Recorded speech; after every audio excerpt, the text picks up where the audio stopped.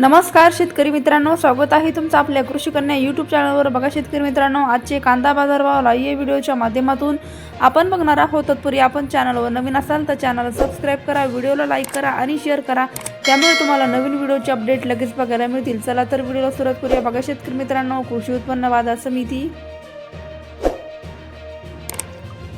अहिल्यानगर आवक आली आहे 68,521 क्विंटल, किमान दर 200 रुपये, कमाल दर 1,300 रुपये, सर्वसाधारण दर 700 रुपये जात आहे लाल कांदा।